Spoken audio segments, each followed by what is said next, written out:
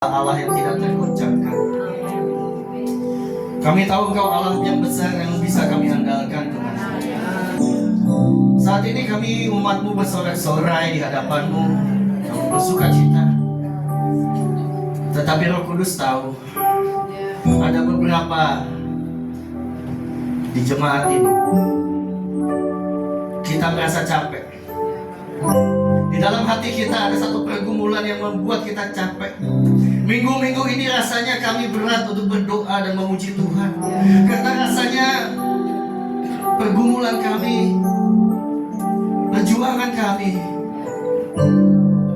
semakin hari semakin terasa berat menghimpit kami, Tuhan. Tetapi kami datang, kami tetap mau mencari Engkau.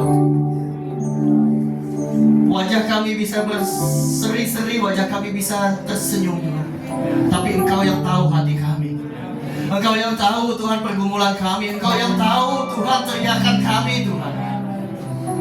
Hari ini jemaat-Mu butuh tangan kasih-Mu, Tuhan. Hari ini jemaat-Mu butuh kekuatan daripada Engkau. Tuhan, mampukan kami untuk menemukan jawaban dan kekuatan dari firman-Mu. Sebab firman Tuhan itu hidup. Firman itu adalah kekuatan.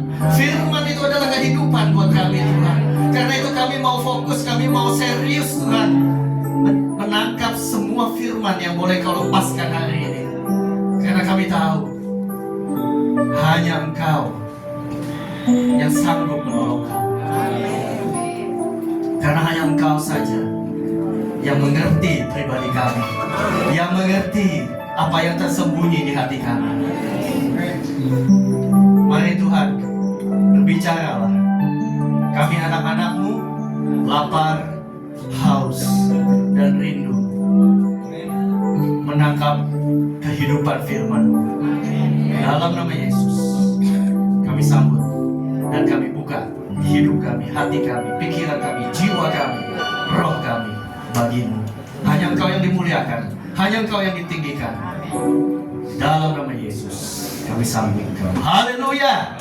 Amin. Silakan duduk Bapak Ibu. Shalom. Waduh, penuh ini.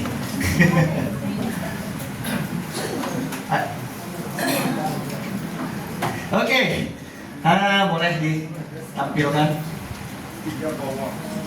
Hari-hari ini kita di berita-berita banyak dengar ya, banyak yang kita lagi omongin belakangan ini, gimana negeri kita ini lagi banyak kehebohan, ada korupsi yang wow banget gitu ya, sampai ada di viral itu ditunjukkan liga korupsi terbesar di Indonesia gitu ya. Orang ada liga sepak bola, ada liga bola basket, ini ada liga korupsi di Indonesia. Ya, luar biasa ya. Jadi kita yang kemarin ngisi Pertalite, nggak taunya Pertamax, nggak tahu isinya Pertalite juga, cuma bebas antri gitu ya. Jadi banyak sekali keresahan, keributan yang terjadi di negeri kita dan di dunia sebetulnya, bukan cuma negeri kita ya. Masalahnya itu kan bikin kita yang menjalaninya, merasakannya itu, aduh, gregetan gitu ya, gregetan gitu loh. Kok bisa-bisanya gitu ya sampai kayak begitu. Tapi kita kan bisa apa-apa, ya. Nah, ternyata Bapak Ibu, hal-hal ini memang terjadi di seluruh dunia. Oh, belum nyala ini.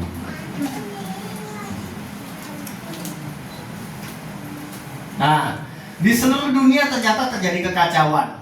Baik itu karena korupsi, baik itu karena kejahatan, baik itu karena bencana, baik itu karena perusakan alam. Pokoknya semua lagi kacau, semua lagi penduduk dunia ini sekarang lagi gelisah, lagi gregetan, lagi kesel.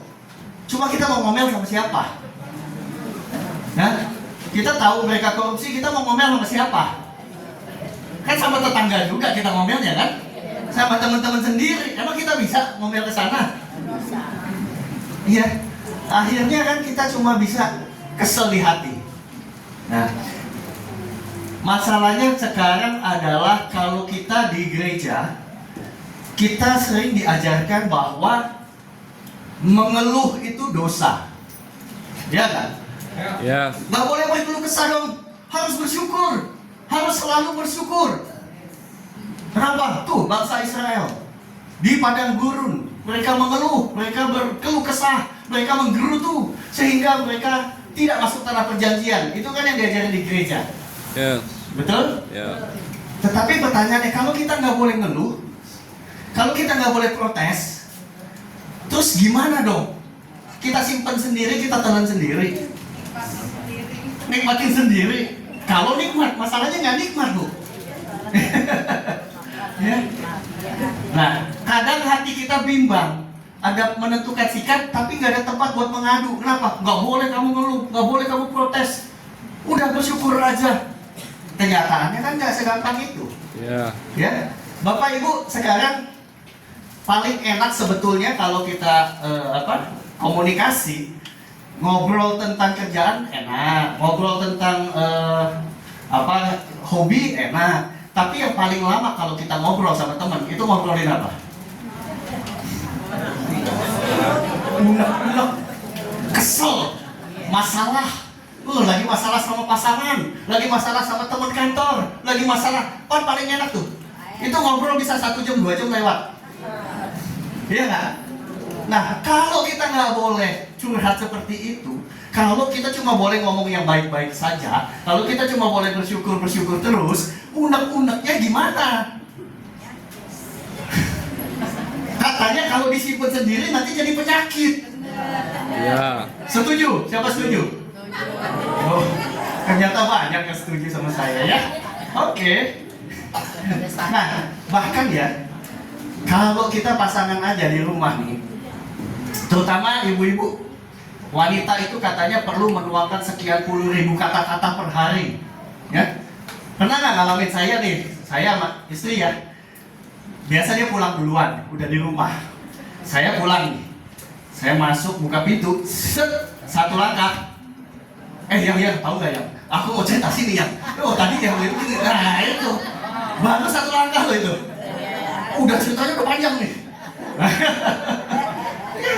Udah cerita, itu tadi aku jalan ya ketemu si ini loh. Wah ini begini loh. Paling enak kan kalau kita bisa curhat itu kan. Nah sampai kadang-kadang kita ya baru pulang, nyambung aja belum, udah diceritain nih. Kita mau respon aja kadang-kadang mau jawab, nggak sempet. Baru malam dia udah lanjut cerita yang lain. Siapa bapak-bapak yang ngerasain juga?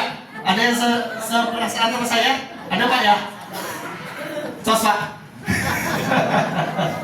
Tetapi itulah Bapak Ibu yang namanya kita komunikasi, yang itu namanya kita bisa nyaman, yang kita bisa cerita semuanya.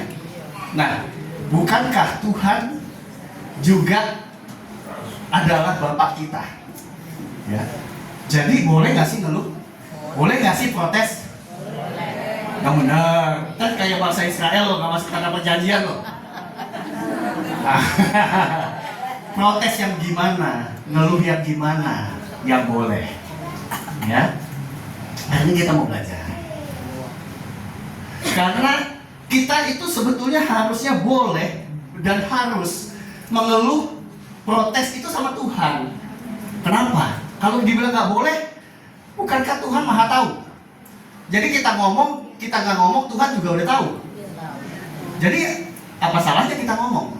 Toh Tuhan juga tahu. Dan kenapa kita harus cerita sama Tuhan? Jawaban Tuhan pasti bagus. Jawaban Tuhan pasti benar.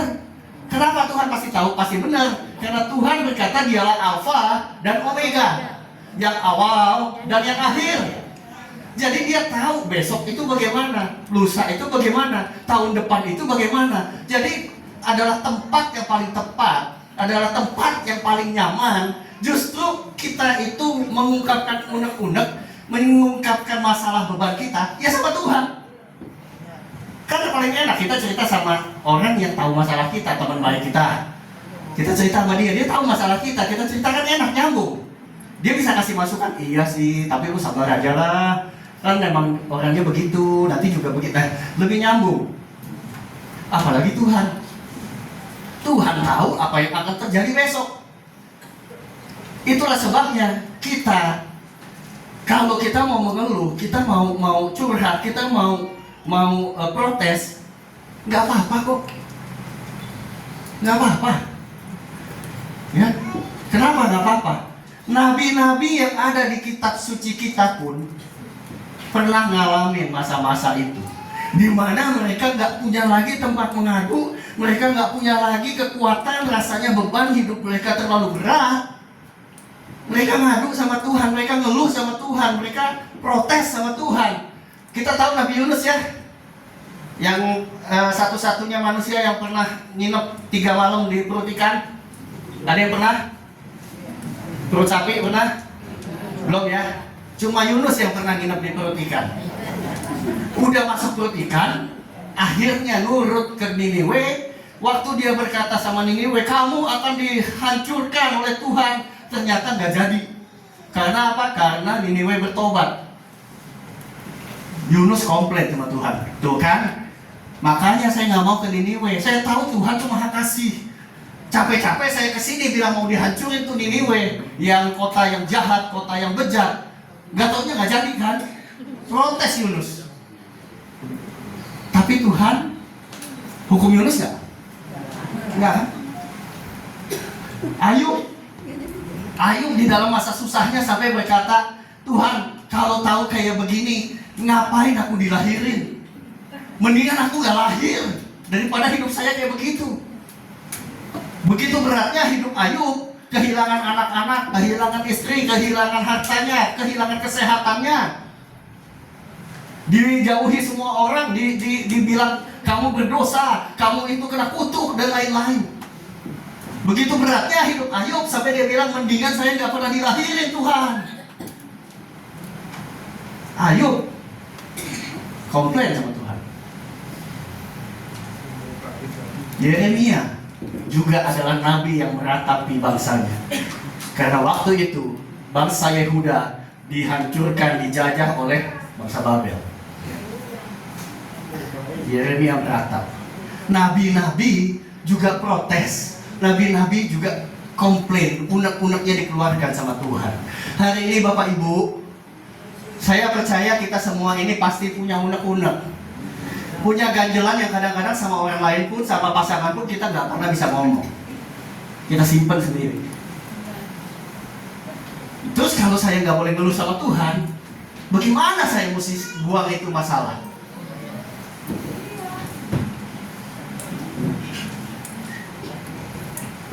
Kita mau belajar dari seorang nabi yang namanya Habakuk. Termasuk 12 nabi kecil di Alkitab. Nabi kecil itu bukan orang yang kecil ya, bukan perannya kecil, bukan. Tapi karena memang di Alkitab itu dia punya pasalnya cuma sedikit. Dia juga adalah seorang nabi yang sebelum Yeremia, di mana dia tinggal di satu keadaan yang sangat bejat. Jadi kadang-kadang seorang nabi, seorang yang kenal Tuhan, yang takut Tuhan, dia ngelihat sekelilingnya bejat, yang sono korupsi, yang sini kriminal, yang sana semua pelecehan. Di dalam gereja juga banyak hal-hal yang jelek. Di gereja malah banyak penyesatan. Dia juga tertekan, Bapak Ibu. Habakuk adalah orang yang tertekan di dalam masanya. Makanya dia bilang di Habakuk 1 ayat 2, dia berkata, berapa lama lagi Tuhan aku berteriak tapi tidak kau dengar. Aku berseru kepadamu penindasan tapi tidak kau tolong. Mengapa engkau memperlihatkan kepadaku kejahatan sehingga aku memandang kelaliman? Aniaya dan kekerasan ada di depan mataku.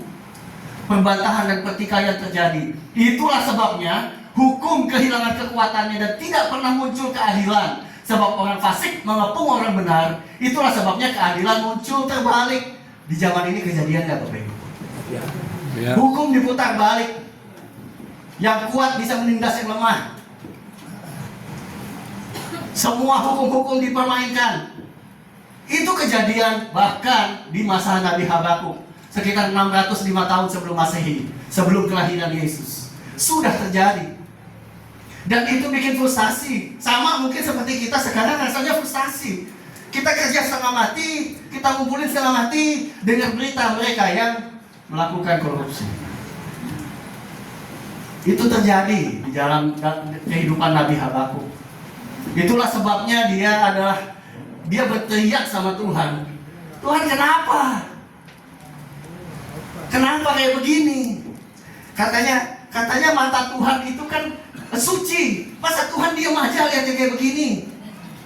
Ya kan? Dalam hati kita ini mungkin ya, dalam hatinya Habakuk juga ya. Tuhan, turun, hajar. Ayo dong, biar orang-orang takut, biar orang-orang bertobat. Kenapa didiamin? Dia mencari jawaban Tuhan. Tapi mau tahu jawaban Tuhan apa? Waktu dia mencari jawaban Tuhan, Tuhan malah bilang begini. Dia pikirkan, oh ya tenang, aku akan menolong, aku akan memutar balik keadaan, aku akan mengubahkan dan menyembuhkan. Enggak, Tuhan nggak bilang begitu. Tuhan bilang, setelah ini nanti, setelah segala kebejatan dan dosa-dosa di dalam yang kamu lihat ini, nanti akan ada bangsa Babel yang akan menghancurkan bangsamu, akan diserbu oleh pasukan dari Kasdim, dari Babel. Jadi bukannya dapat pemulihan, Tuhan malah bilang belum, entar malah ada yang menjajah lagi tuh, malah lebih berat lagi. Gimana rasanya jadi Nabi Habakuk? Dia minta pertolongan Tuhan, tapi Tuhan bilang belum selesai, ini masih ada lagi yang lebih berat.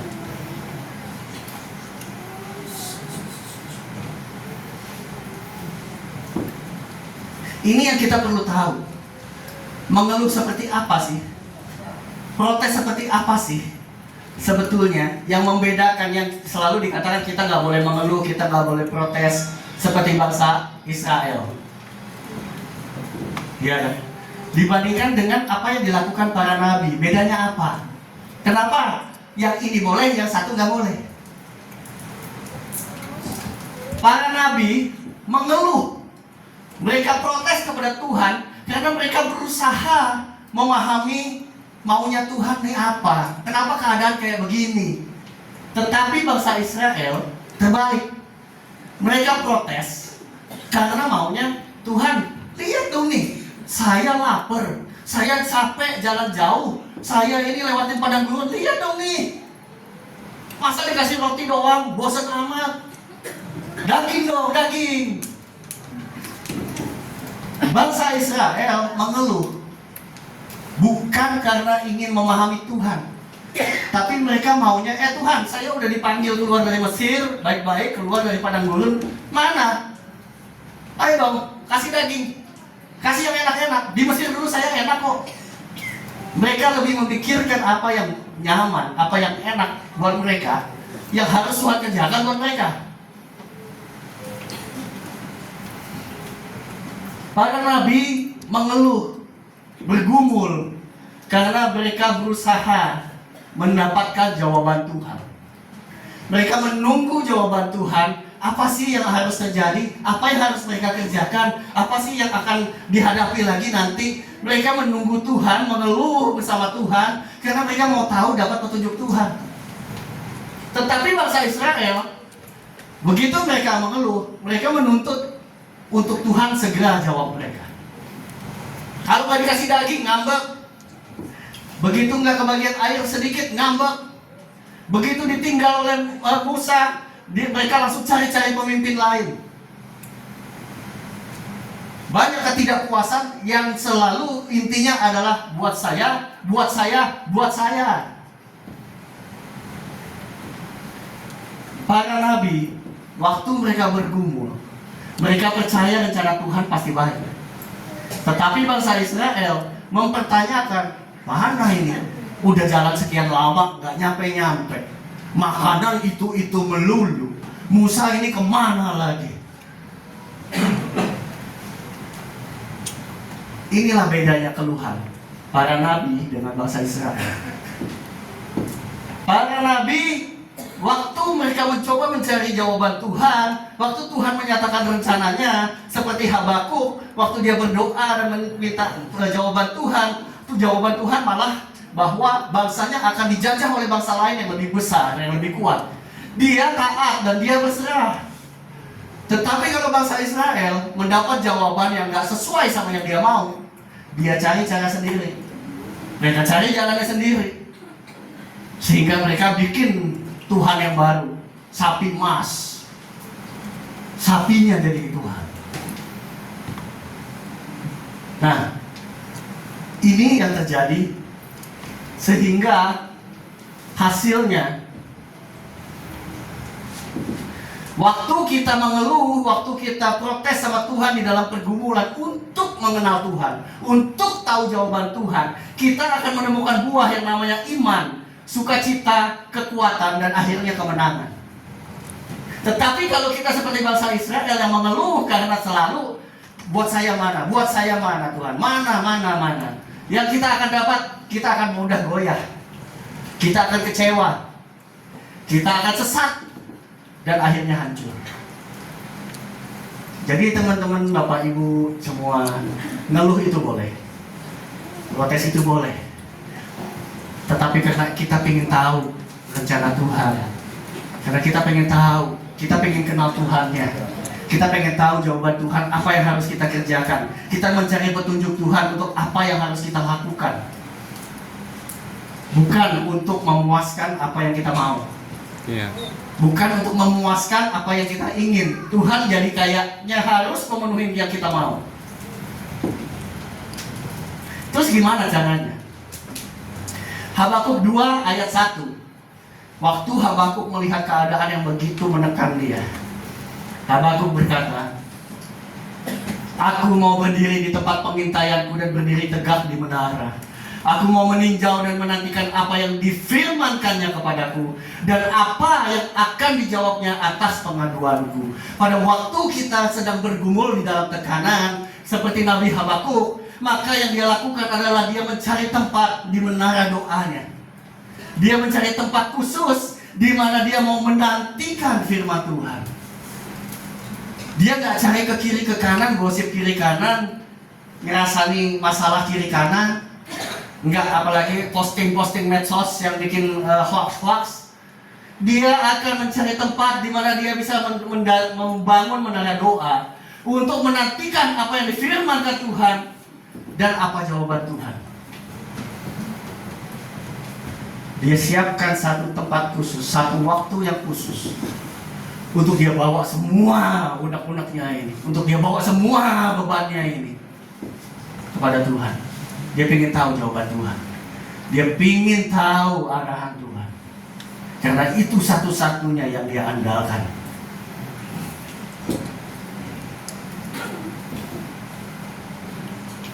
Dan Tuhan kasih tahu dia, kenapa ini semua terjadi. Ini semua terjadi supaya kita bisa belajar dan melihat perbedaan-perbedaan akan Tuhan tunjukkan.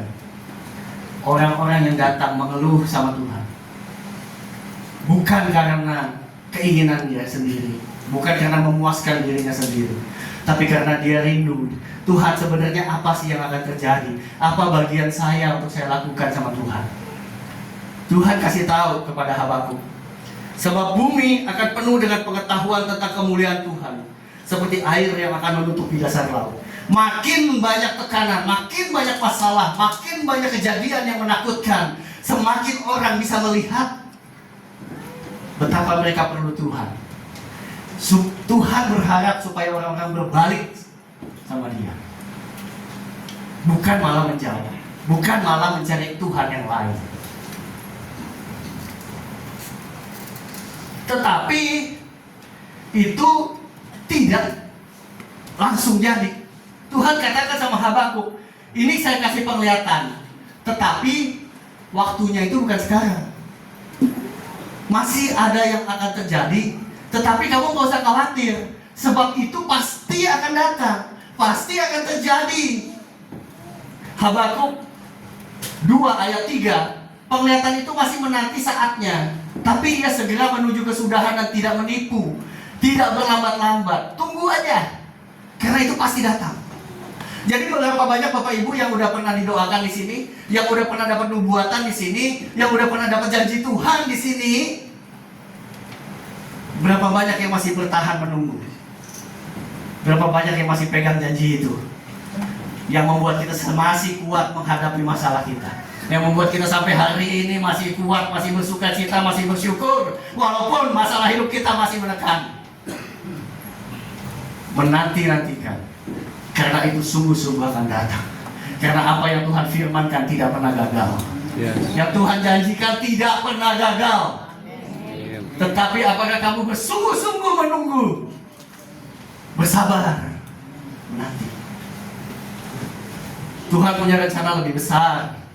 Ingat waktu Lazarus meninggal, mati, Tuhan datang terlambat. Kenapa Tuhan harus datang terlambat? Kenapa Tuhan nggak datang waktu Lazarus sakit supaya disembuhkan jadi mujizat kesembuhan? Kenapa harus tunggu mati? Karena Tuhan punya yang lebih besar, yaitu Dia mau menunjukkan bahwa Dia adalah kebangkitan dan hidup. Dia membangkitkan yang sudah mati, bukan cuma menyembuhkan yang sakit. Tapi kita nggak paham. Kita pikir, kenapa datang telat? Kenapa nggak kemarin? Lagi sakit dia sembuh. Karena Tuhan punya rencana lebih besar. Tuhan punya rencana yang jauh lebih hebat. Saat ini kita pikir, apa sih jawaban Tuhan yang bisa nolong kita? Masalah kita, pergumulan kita, penyakit kita, apa sih yang kita harapkan Tuhan jawab? Saya mau kasih tahu, Tuhan punya jawaban yang lebih besar daripada yang Bapak Ibu pikir. Amen. Lebih besar, yang kita nggak bisa bayangkan. Daripada Lazarus sembuh dari sakit, Tuhan memilih untuk Lazarus bangkit dari mati, supaya nama Tuhan dimuliakan. Yes. Itu Tuhan kita. Kita ngalamin nggak? Kita kenal nggak Tuhan yang kayak begitu? Bangsa Israel cuma kenal Tuhan yang ayo minta roti, kasih roti, minta daging, dikasih burung, minta air, dibukakan air dari batu karang. Mereka udah melihat bagaimana laut terbelah. Mereka bisa melihat mujizat tiang awan, tiang api, tapi mereka tetap aja mengeluh. Mujizat di depan mata sekalipun, kalau kita cuma mengeluh cuma supaya kita enak, supaya kita nyaman, kita pasti akan kecewa. Cari rencana Tuhan atas hidup kita, baru kita akan dipuaskan, baru kita akan merasa cukup. Di dalam pekerjaan, di dalam keseharian kita kadang-kadang juga kita punya planning-planning. Wah, teman saya ngajak kerjaan ini nih, kayaknya menarik nih, menjanjikan nih, kayaknya modalnya kecil, dapatnya bakal gede nih, ya nggak? Wah, ini kayaknya bakal dalam waktu singkat saya bakalan besar nih. Tanya Tuhan, apakah itu rencana Tuhan buat kita? Jangan-jangan itu jebakan. Karena waktu kita yakin kita berjalan, wah, dengan pengharapan kita, tiba-tiba keadaan berubah, kita kecewa sama Tuhan. Baik Bu, ayo bawa unek-unekmu, ngeluh, nanya sama Tuhan. Dia tahu hari besok, dia tahu.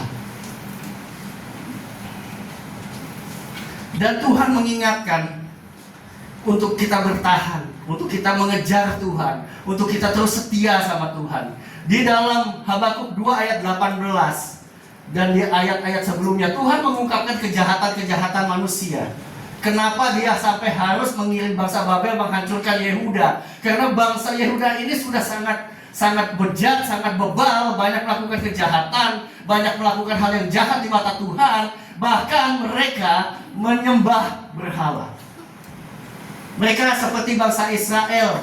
Waktu mereka lihat Musa nggak ada, waduh gimana dong? Kan yang ngomong sama Tuhan cuma Musa. Kalau gitu kita bikin Tuhan sendirilah. Ayo kumpulin emas yuk, bikin yuk, patung yuk, untuk kita sembah jadi Tuhan. Itulah kejahatan di mata Tuhan. Waktu kita nggak merasa Tuhan hadir, waktu kita nggak merasakan Tuhan ada bersama kita, bukan artinya Tuhan nggak ada. Tapi kita yang jadi tumpul. Kita yang nggak bisa merasakan Tuhan, tapi Tuhan selalu ada sama kita. Lalu kita cari cara lain supaya saya bisa rasa ada Tuhan. Oh, ini ada patung saya bikin dari emas, bahannya yang terbaik, yang mahal, supaya saya bisa membayangkan Tuhan.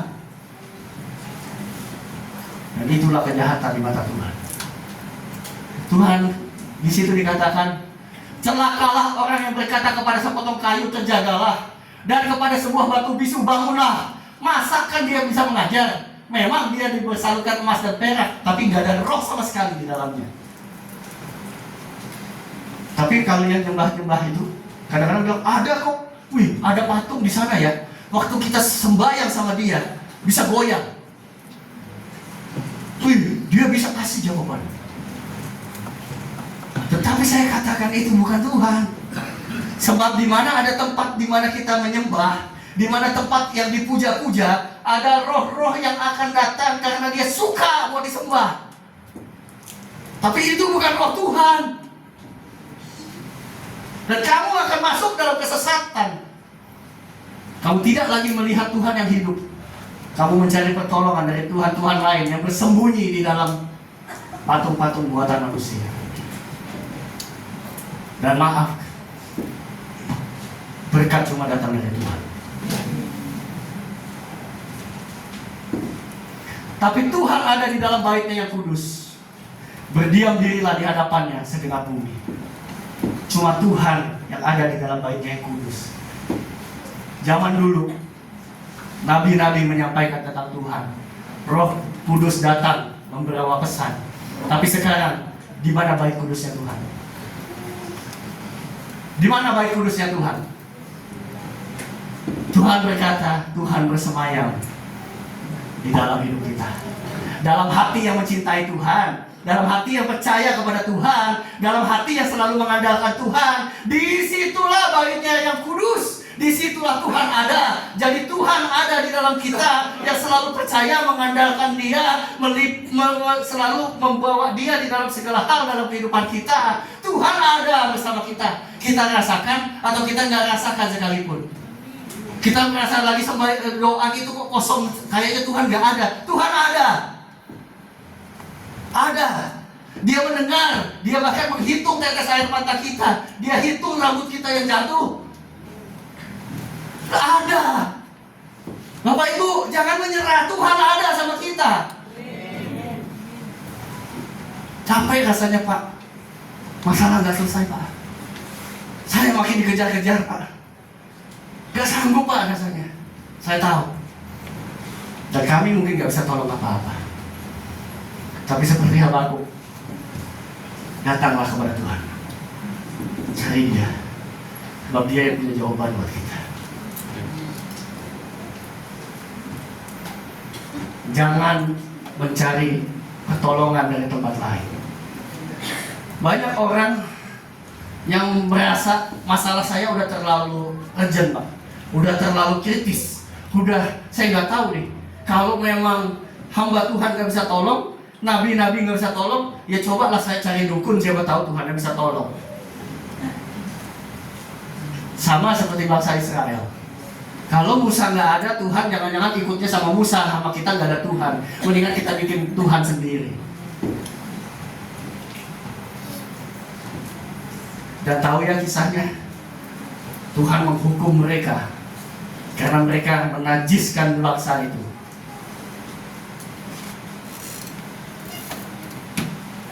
Saya nggak tahu ya hari ini masih ada beberapa di antara kita yang masih suka tengok kanan tengok kiri. Masih suka cari-cari orang pinter. Nggak tahu pinter apa.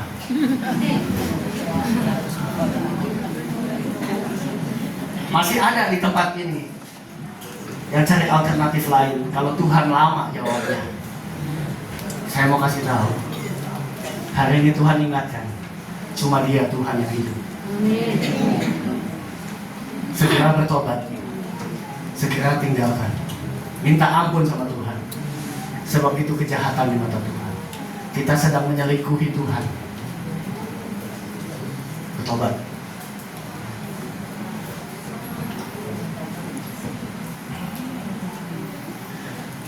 Waktu Habakuk mencari jawaban Tuhan, waktu dia tahu rencana Tuhan sekalipun itu tidak sesuai yang dia harapkan, bahwa bangsanya akan dipulihkan, tetapi bangsanya harus dijajah lebih dahulu.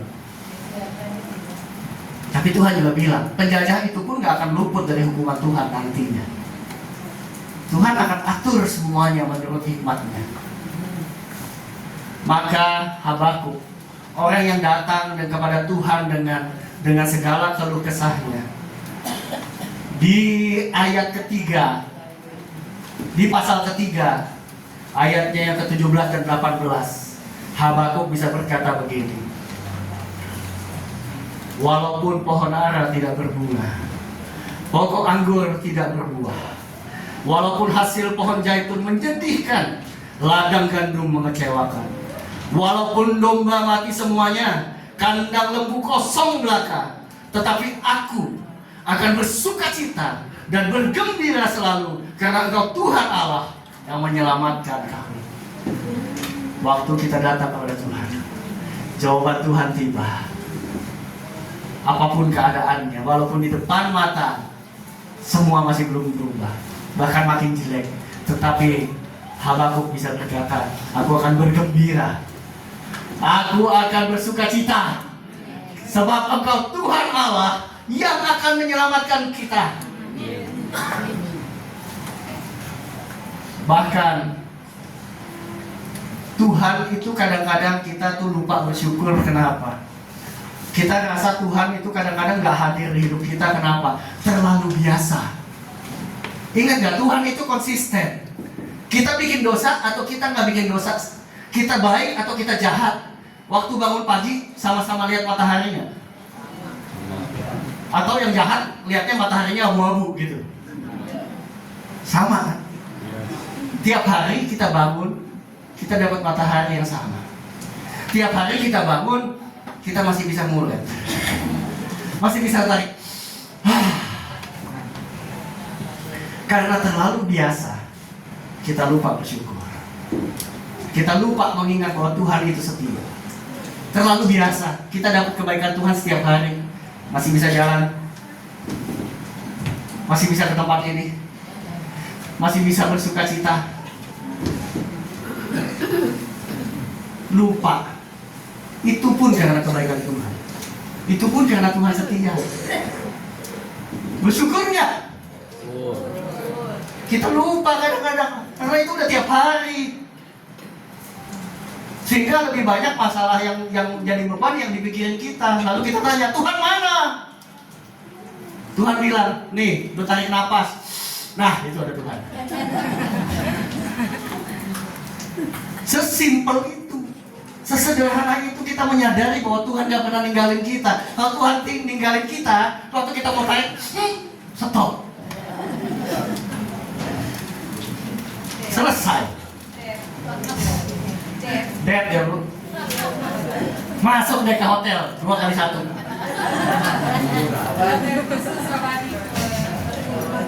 Iya, Tuhan itu konsisten. Kita yang berubah-berubah.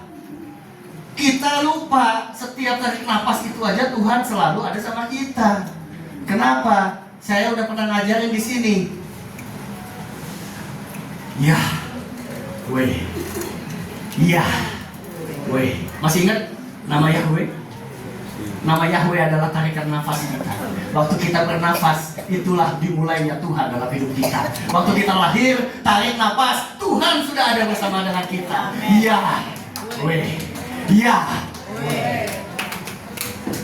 Nafas itu Tuhan. Jadi jangan pernah bilang Tuhan ninggalin saya. Kalau Tuhan ninggalin saya udah game over. Setuju? Tuhan itu konsisten.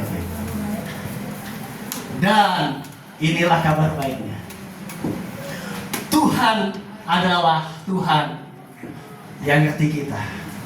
Sehingga Tuhan adalah Tuhan yang selalu kasih kesempatan kedua. Jangan pikir kita udah gagal sekali, Tuhan gak mau terima kita lagi. Saya udah mengecewakan Tuhan lagi, saya sudah selingkuh dari Tuhan lagi, saya sudah kembali ke Tuhan saya yang lama, ke dukun-dukun. Tuhan pasti marah dan gak akan kasih kesempatan saya lagi. Saya pasti hancur. Tidak. Seperti Tuhan bertanya kepada Petrus, Simon Petrus, apakah kamu mengasihi aku? 3 kali. Karena Simon Petrus sudah menolak Yesus 3 kali. Kalau kita udah berapa kali?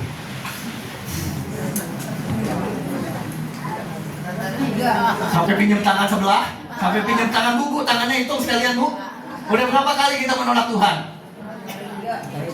Tetapi kabar baiknya, sebanyak itu juga Tuhan kasih kita kesempatan untuk bertobat. Tuhan kasih kita kesempatan untuk mengenal Dia, Allah yang hidup, Allah yang membangkitkan, Allah yang menolong, Allah yang mengasihi kita. Yes. Sebanyak itulah Tuhan kasih kesempatan kedua sama kita. Amin.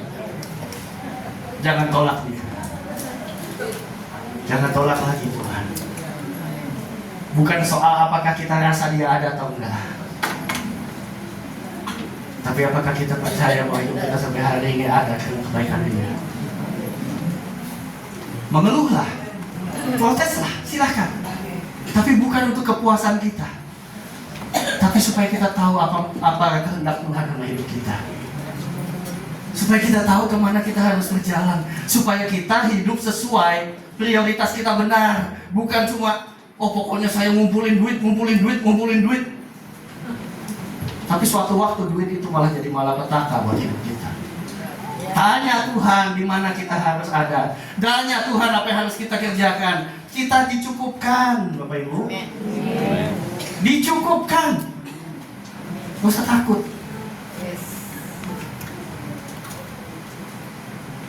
Habakuk 3 ayat 19. Allah Tuhanku itu kekuatanku, yang membuat kakiku seperti kaki rusa, yang membiarkan aku berjejak di bukit-bukitku. Habakuk memiliki kekuatan yang baru. Waktu Tuhan menjawab dia, walaupun dia tahu di masa besok-besok dalam kehidupan dia, bangsanya akan menghadapi masalah yang berat. Tetapi dia tahu di dalam masalah itu pun memang sudah direncanakan Tuhan. Dan kalau sudah di dalam rencana Tuhan, Tuhan pasti tolong. Tuhan pasti sanggup mengubahkan. Dan Tuhan bisa meluputkan orang-orang percaya yang selalu bergantung, percaya, berharap sama Tuhan. Jangan takut. Jangan gentar hatimu. Jangan gelisah. Kita ini banyak gelisah karena kita banyak kemauan, banyak pingin. Apalagi kalau lihat-lihat tuh TikTok apa segala macam. Wih keren ya, yang flexing. Wih beli tasnya aja harganya harga motor. Pingin, buat apa?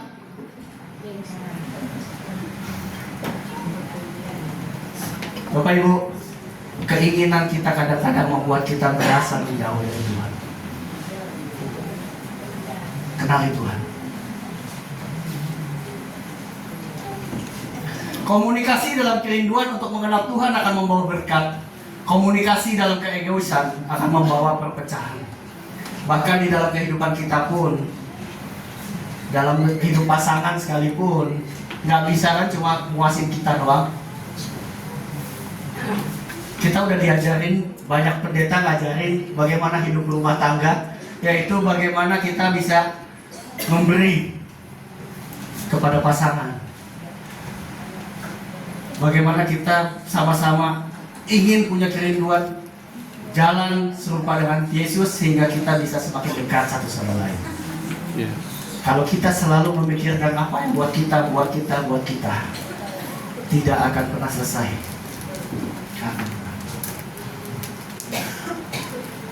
Jadi hari ini Bapak Ibu, mengeluh silakan, protes sama Tuhan silakan. Kalau itu membuat kita jadi kenal sama Tuhan, kalau itu membuat kita tahu hatinya Tuhan, silahkan.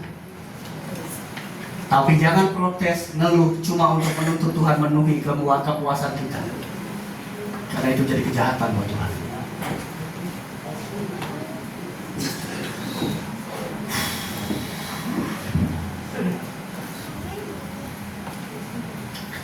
Hanya Engkau pribadi yang mengenal hatiku, tiada yang tersembunyi bagimu.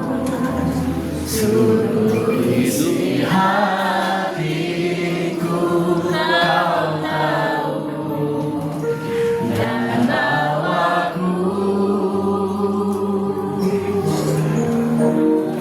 untuk lebih dekat lagi padamu.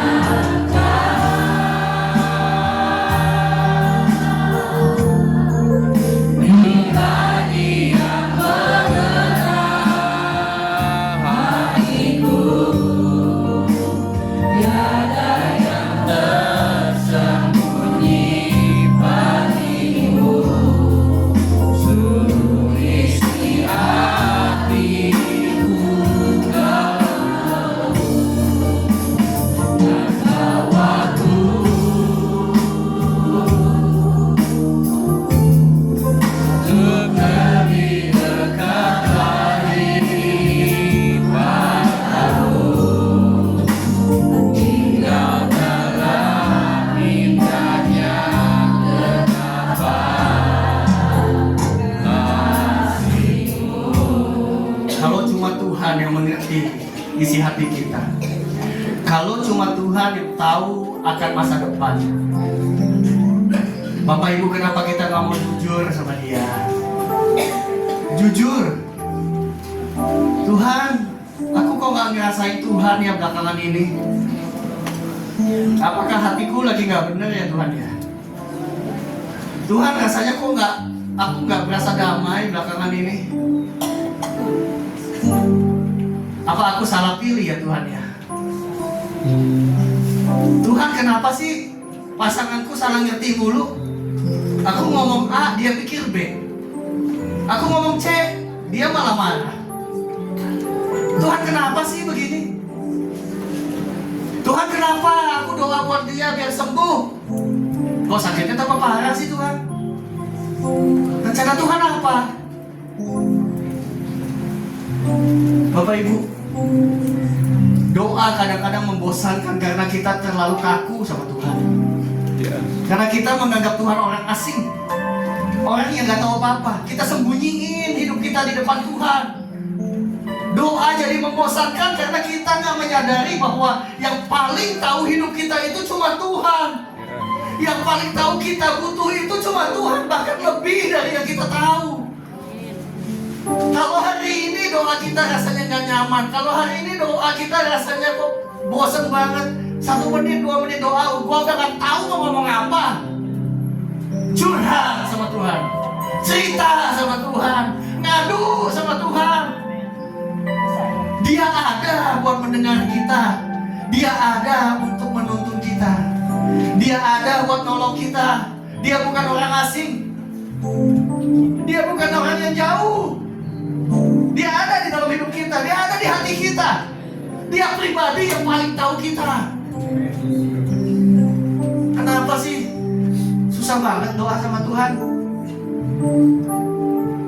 Tiap hari, tiap detik, tiap kita menangis, tiap kita mengeluh, ada Tuhan.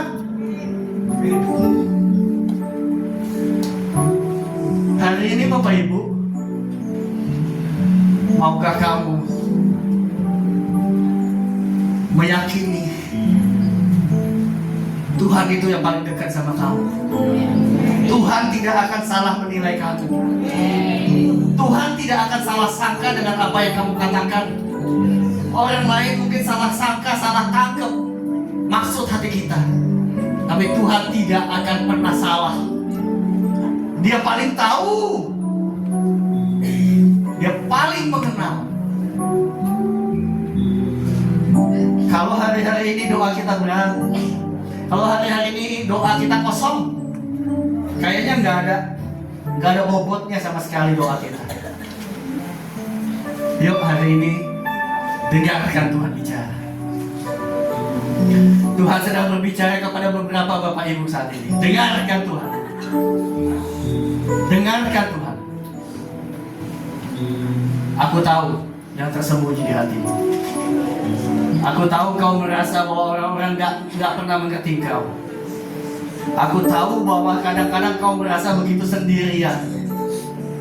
Aku tahu bahwa kadang-kadang engkau cuma bisa ngeluh dalam hati. Bahkan kau takut mengeluh dengan Tuhan karena kau pikir itu dosa. Tapi hari ini dengar anak-anak Tuhan. Tuhan adalah Bapa yang sangat ingin anak-anaknya datang. Tuhan sangat ingin anak-anaknya mengadu sama Dia. Tuhan ingin menyembuhkan engkau. Tuhan ingin membalut engkau. Tuhan ingin menolong engkau. Tuhan ingin membangkitkan engkau. Tuhan mau engkau bangkit. Tuhan mau engkau sembuh. Tuhan mau engkau kembali bergairah. Karena Tuhan punya rencana kehidupan. Tuhan punya rencana kebangkitan. Tuhan punya rencana pemulihan. Tuhan mengasihi Anda. Jangan menyerah. Saya kasih waktu beberapa menit bicara sama Tuhan. Jangan lihat saya nggak ada apa-apanya di sini. Tapi Tuhan sedang menunggu Anda bicara. Kalau akhir-akhir ini kamu sulit percaya sama Tuhan, kamu sulit untuk mengadu sama Tuhan, ini waktunya. Tuhan, saya mau kenal Kau. Tuhan, saya mau tahu jawabanmu. Tuhan, saya mau Kau. Jamah anak-anakmu di tempat ini, Bapa. Anak-anakmu butuh Kau, Bapa. Anak-anakmu mau dibalut, Tuhan. Anak-anakmu butuh suaramu, Tuhan. Penghiburanmu, kekuatanmu. Anakku, aku mengerti Kau. Aku tahu. Bicara sama Tuhan. Bicara sama Tuhan. Dia hidup, dia nyata, dia lebih dekat dari siapapun. Sembuhkan Tuhan, sembuhkan Tuhan, sembuhkan Tuhan.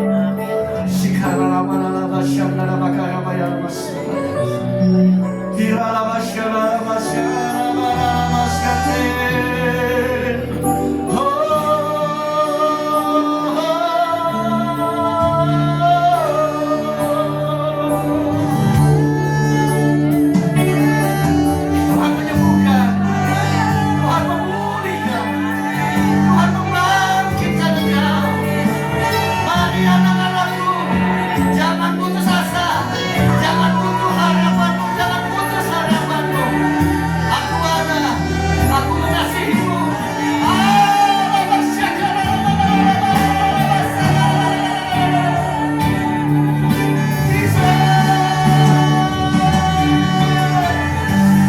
Biar kasih Tuhan memulihkan engkau, membawa kelegaan, pertolongan, kesembuhan. Curahkan hatimu sama Tuhan, curahkan isi hatimu sama Tuhan. Dia adalah tempat perteduhanmu. Curahkan.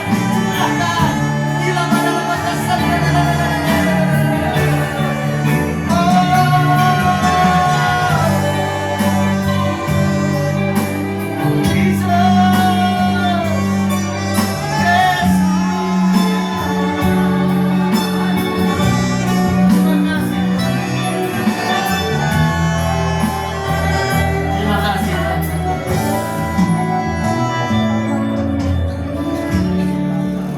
Hanya Engkau pribadi yang menang. Yes, Lord. Sembuhkan jemaatmu, Tuhan.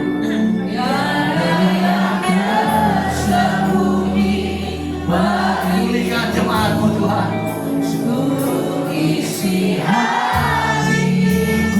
Pertolongan kami hanya ada di dalam Engkau. Bapakku Tuhan. Haleluya.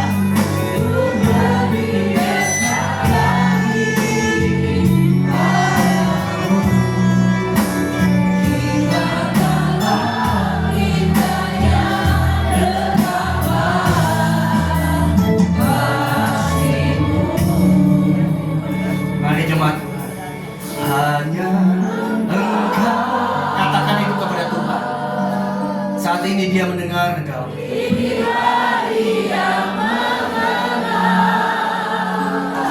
Sampaikan itu kepada Tuhan.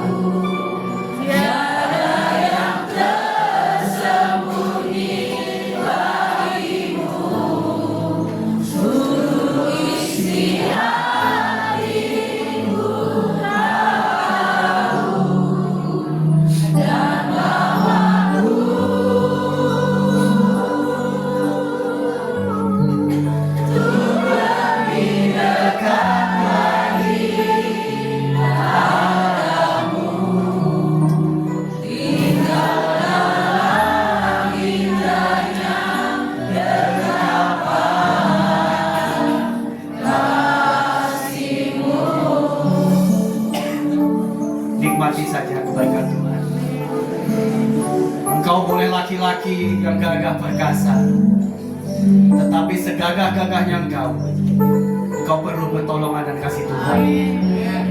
Tidak membuat engkau menjadi kurang laki-laki kalau kau menangis di hadapan Tuhan. Sebab memang kita tidak bisa hidup tanpa Dia. Kenali Tuhan. Dialah pertolongan. Dan Dia selalu membuka tangannya untuk semua keluh kesahmu, untuk semua kerinduan dan pertanyaan dalam hatimu. Dialah Tuhan, Alfa dan Omega, yang awal sejak kau lahir dan yang akhir sampai kau pulang kepadanya. Dia tahu hari-hari, dia tahu bagaimana menolong kau, dia tahu bagaimana memberkati engkau, dia tahu bagaimana menguatkan engkau, dan dia tahu bagaimana engkau bisa dipakai menjadi berkat bagi kemuliaan. Dalam nama Yesus, hanya engkau.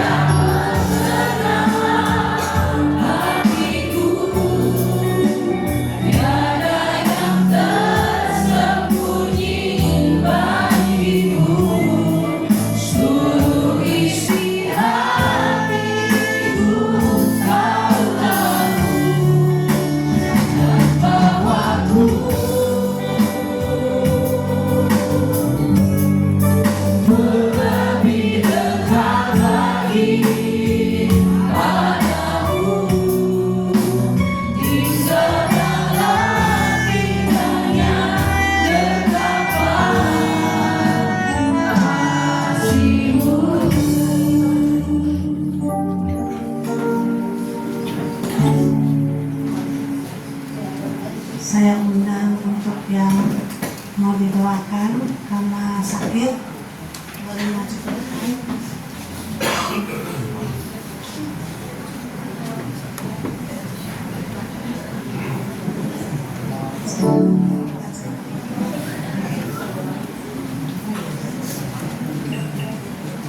Boleh maju ke depan yang sakit.